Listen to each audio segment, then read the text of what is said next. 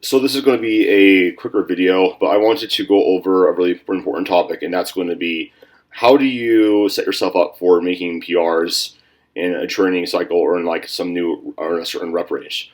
So first off, I think that provided that you have some sort of training experience, being aware of first off of what your last PR was in this rep scheme, in this rep range, is important.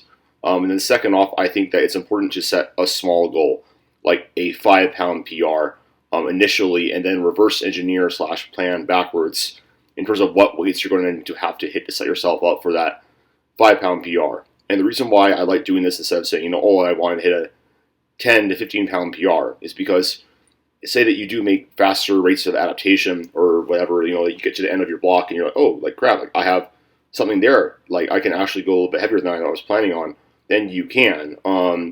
But the reason why you want to have those really small, progressions is because it really adds up to a big result over time, and that's actually going to allow your body to have the adaptive process actually take place instead of you just trying to redline your body or overshooting because you have a little bit too ambitious goals. Adaptations are on your body's own timeline, not yours. They are facilitated by several things, not just your training, but outside factors, sleep, stress management, nutrition status, stuff like that. And I think that's a lot of the times people overextend themselves and have these unrealistic expectations of how much they can progress. When, if you think about it, if you were to compete 3 times a year and only add 7.5 kilos to your total each time, that's about, I think that's like 17 pounds or something like that. Over an entire year, that's a 50-pound increase on your total, and you're just increasing, your PR by 2.5 kilos, per training block or something like that.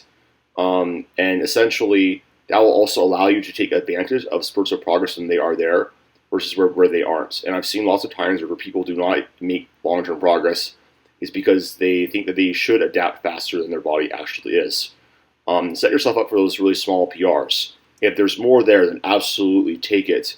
But pace your progression and be logical and be methodical about what you are doing. The best lifters in this sport really have that long-term mindset, and they really just take those small PRs when they can get them. And obviously, if they can do a little bit more, they take advantage of them. But plan for those smaller progressions. 2.5 pounds, 7.5 kilos to your total every single training cycle that you do, and then kind of just reverse engineer there.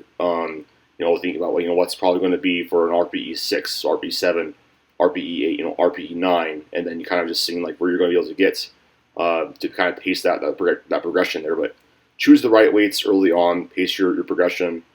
Don't overextend yourself. If there's more at the end, then go for it. But definitely don't kind of blow your load early. That will really not set you up for really any sort of progress, any sort of PRs, just a lot of training frustration. So just be patient and the gains will come.